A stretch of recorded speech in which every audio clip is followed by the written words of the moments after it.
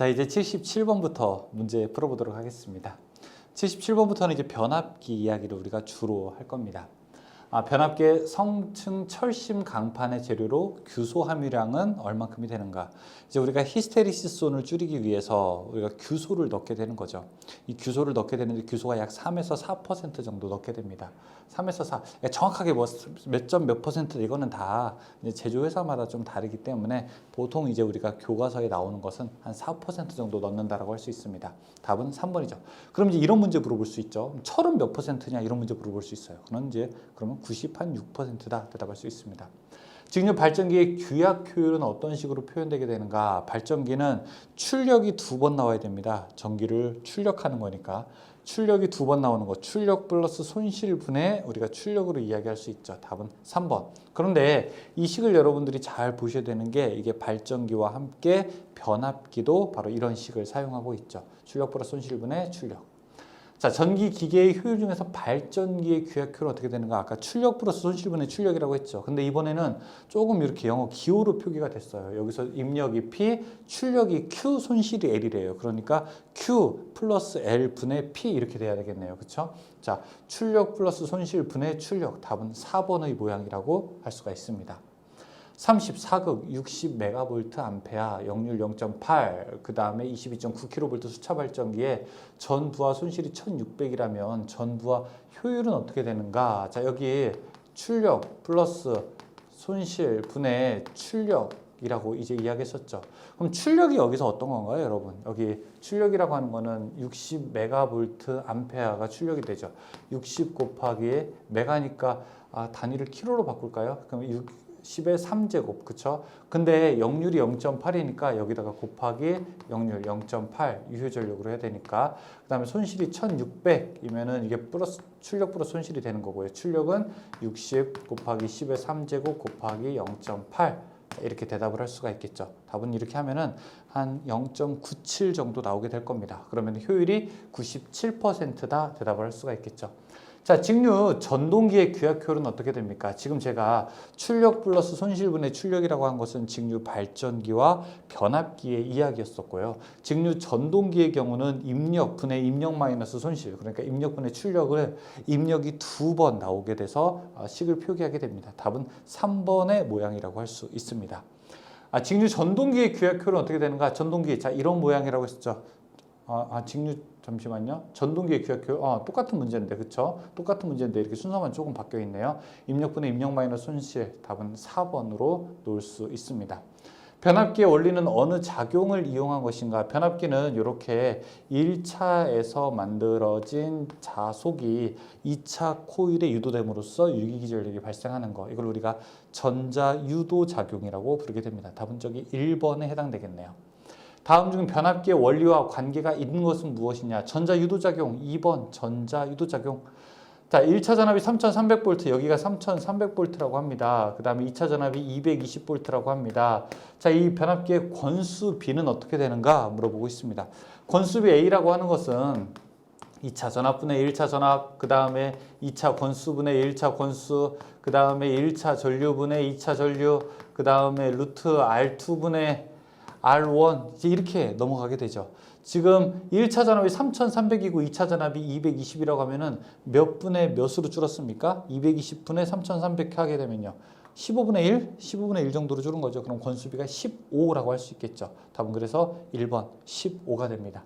자, 2번, 86번. 자, 6600에 220. 여기가 6600V이고 이쪽이 220V라고 합니다. 그럼 이거 권수비 얼마? 30분의 1 정도로 줄은 거 아닙니까? 30분의 1 정도. 자, 여기 그러면 2850을 가했다고 하면은 2차 전압은 얼마입니까? 2850 나누기 30 정도 하게 되면 되겠네요. 그렇죠? 그러면은 계산해 보게 되면 여기 95V 정도 나오게 되겠네요. 답은 그래서 95V가 나오니까 답은 2번이 되는 겁니다. 아셨죠? 이렇게 계산하는 겁니다. 권수비. 자, 1차 권수가 6000, 2차 권수가 200인 변압기에서 전압비는 얼마인가? 6000 나누기 200 하게 되면 30이라고 하는 걸 알 수 있죠. 답 2번 권수비 30이 됩니다. 1차 건수 3000, 2차 건수가 100이다. 자, 건수비 어떻게 되는가? 3000 나누기 100 하면 얼마? 역시 32번으로 놓을 수 있습니다. 건수비 문제는 이런 식으로 이제 출제가 되는 겁니다. 1차 전압이 6600, 2차 전압이 220이라고 하고 있어요. 이 건수비 얼마? 6600 나누기 220 하면은 30이라고 답 3번으로 놓을 수 있겠죠. 자, 건수비 30의 변압기에 1차에서 6600V를 가했다면 2차는 어떻게 되는가? 건수비 30이라는 얘기는 전압이 30분의 1로 줄어든다는 얘기예요. 전류는 330배가 되는 거고 6600 나누기 30 하게 되면 221번 이야기했었죠.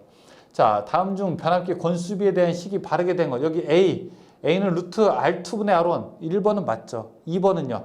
A는 N1분의 N2? 아니에요. N2분의 N1이어야 돼요.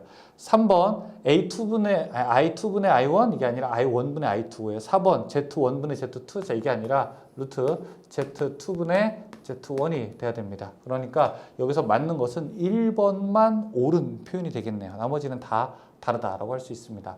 변압기의 1차 권회수가 80회, 1차 권은 80회고 2차 권은 320회래요. 이거 몇 배가 늘어난 겁니까? 4배가 늘어난 거죠. 그렇죠?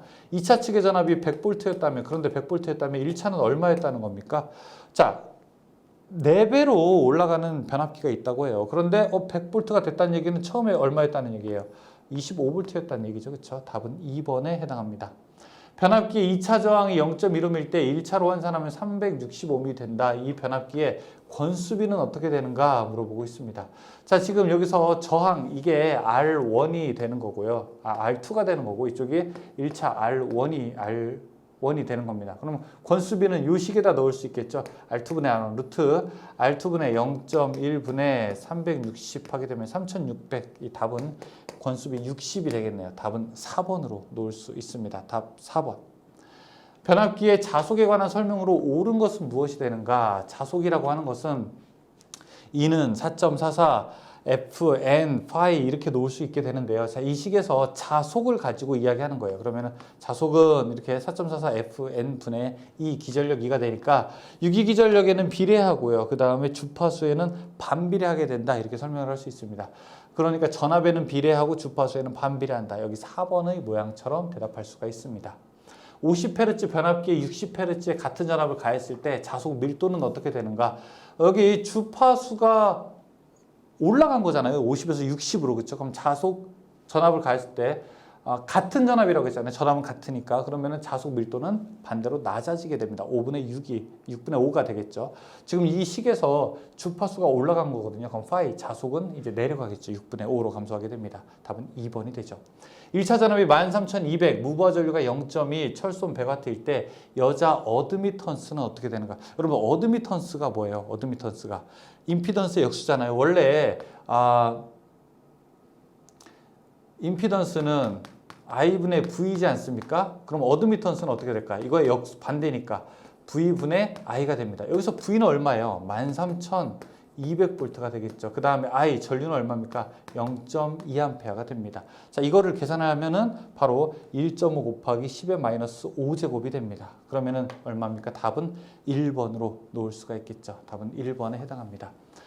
복잡한 전기 회로를 등가 임피던스를 사용하여 간단하게 변화시킨 회로를 우리가 등가 회로라고 하게 됩니다. 그래서 변압기의 실제로는 구조가 아주 어려워 보이는데 그것을 간단하게 우리가 전기적 특성만을 뽑아내서 마치 회로도로 표현한 것을 이걸 우리가 등가 회로다라고 이야기를 하고 있습니다. 답은 3번에 해당하죠.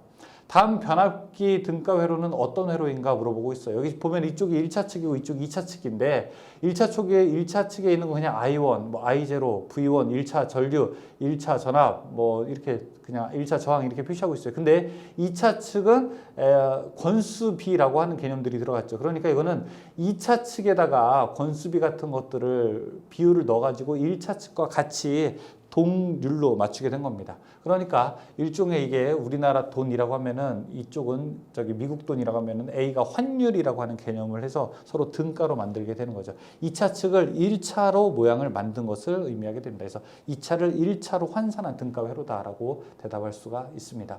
변압기 등가 회로 작성에 필요하지 않은 시험은 무엇이게 되는가? 우리가 변압기 등가 회로 아까 이런 회로 만들게 되려면요 여러 가지를 해야 됩니다. 우리가 무부하 시험이라든지 아니면은 단락 시험 같은 거 해야 되고 저항 같은 거 다 알아야 되는데 3번에 반환부하 이거는 관계가 없습니다. 변압기의 권선법 중에서 형권은 주로 어디에 사용되게 되는가 물어보고 있습니다. 형권, 나무, 플라스틱 등의 절연통 위에 미리 지정된 크기로 감아놓은 권선을 이야기하고요. 이건 중형 변압기에 사용된다. 이렇게 여러분들이 기억하시면 되겠습니다. 코일 주위의 전기적 특성이 큰 에폭시 수지를 고진공으로 침투시키고 그 주위를 기계적 강도가 큰 에폭시 수지로 몰딩한 변압기. 어디가 가보게 되면 이렇게 큰 몰드 같은 걸로 이렇게 코팅했다고 해야 되나요? 수지로 코팅한 이런 것들을 볼 수 있게 되는데 이런 걸 우리가 몰드 변압기다라고 이제 이야기할 수 있습니다. 답은 3번이 해당합니다. 출력 10kW, 효율 80%인 변압기의 손실은 어떻게 되는가 물어보고 있어요. 자, 변압기가 출력 플러스 손실분의 출력하는 것이 뭐가 됩니까? 효율이 되죠. 그럼 이게 효율이 0.8이라는 얘기예요. 출력이 10인데 플러스 손실 얼마 분의 10을 했더니 이게 0.8이라는 얘기예요. 손실에 뭐 들어가야 될까요? 0.6, 1.1, 2, 2.5 어떤 거 하나씩 넣어보세요. 그럼 0.8이 되는 것은 딱 하나 있죠. 4번인가 2.5인가요? 2.5? 2.5 집어넣게 되면 12.5분의 10 하게 되면 0.8 될 수 있습니다. 답은 4번에 해당합니다. 변압기의 규약 효율은 무엇인가? 변압기 뭐가 출력이 두 번 나와야 되는 거죠. 출력 플러스 손실분의 출력을 우리가 변압기의 규약 효율이라고 할 수 있습니다. 전격 2차 전압 및 전격 주파수에 대한 출력과 전체 손실이 주어졌을 때 역시 변압기의 규약 효율은 무엇인가? 이렇게 물어보고 있죠. 변압기 규약 효율, 출력 플러스 손실분의 출력이라고 대답하는 거 몇 번? 2번이라고 대답할 수가 있겠죠. 답은 2번이 해당합니다. 전기 기계 중에서 변압기의 규약 효율, 변압기 어떻게 출력 플러스 손실분의 출력으로 나타내는 거 여기 4번의 모양이 변압기의 규약 효율이라고 할 수가 있겠죠. 변압기의 효율이 가장 좋을 때는 어떻게 되는가? 변압기의 우리가 효율은 아까 출력 플러스 손실 분의 출력이라고 했는데 그 손실에는 두 가지 손실이 있는 거예요. 철손과 동손, 즉 고정손과 가변손 두 개가 같을 때가 가장 효율이 좋습니다. 그래서 철손과 동손이 같을 때 2분의 1배, 2분의 1배, 2배가 아니라 철손과 동손이 같을 때가 가장 효율이 좋을 때가 됩니다. 답은 1번이 해당합니다. 다음 중 직류기의 고정손이 아닌 것은 무엇인가? 자, 고정손 이거 우리가 마찰손, 그 다음에 풍손, 자, 여기 동손 히스테리손 중에서 동손이라고 하는 건 어떻게 됐죠? 동손이라고 하는 건 고정손이 아니라 가변손이라고 했었죠. 아까 유사한 문제네요. 변압기에서 철손은 부하 전류와 어떤 관계가 있는가? 철손은 뭐예요? 철손은 고정손이에요.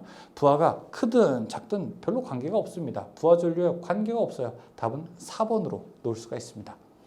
측정이나 계산으로 구할 수 없는 손실로 부하 전류가 흐를 때 도체 또는 철심 내부에서 생기는 손실을 무엇이라고 하게 되는가? 자, 계산하기 조금 어려운 손실. 우리도 집에서 가계부 쓰다 보면 안 맞는 돈들이 있잖아요. 어떤 것들은 딱 그래요. 식비, 의류비 딱딱딱 맞는데 이거 뭐야 자꾸 몇천 원이 자꾸 벼요. 뭐 몇백 원, 몇 원이 벼. 안 맞잖아요. 그냥 손실 처리해버리잖아요. 그런 거랑 비슷한 겁니다. 여기 전기 기기에서도 손실을 막 계산하는데 계산이 정확하게 숫자가 완전히 일치할 수 없어서 나머지 조금 계산하기 어려운 손실들. 이걸 우리가 표유 부하손이다라고 이야기할 수 있습니다. 표유 부하손. 답은 4번입니다. 변압기의 성층, 철심, 강판 재료로서 철의 함유량은 몇 %인가? 보통 우리가 아까 규소가 4%니까 철은 약 96% 정도 된다라고 2번으로 대답할 수가 있겠죠.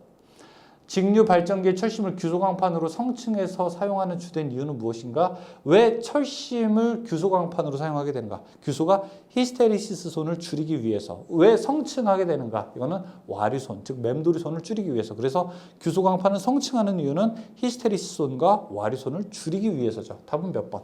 2번으로 놓을 수 있겠네요. 답은 2번에 해당합니다. 일정 전압 및 일정 파형에서 주파수가 상승하게 되면 변압기 철손은 어떻게 되는가? 보통 주파수가 상승하게 되면 철손도 올라가요. 근데 일정 전압이잖아요. 그렇죠? 그리고 일정 전압일 때는 주파수가 상승하게 되면 변압기 철손은 오히려 감소하게 됩니다. 답은 2번으로 놓을 수 있습니다.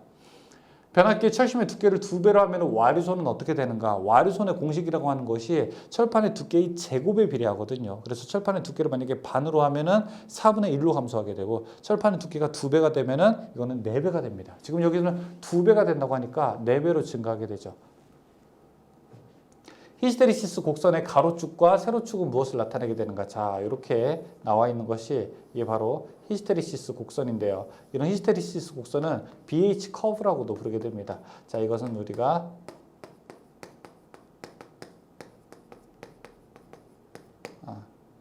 자기장의 세기, 그 다음에 이쪽은 자속 밀도. 자, 이 커브 자체가 곡선의 가로축과 세로축 자체는 자기장의 세기와 자속 밀도를 이야기하고 있습니다.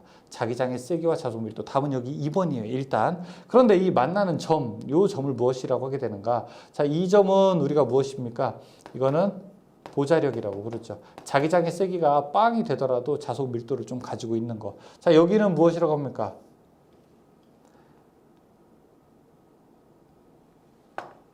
잘못 얘기한 거죠. 보자력이 아니라 잔류작이라고 해야죠. 잔류작이. 자, 이쪽을 우리가 보자력.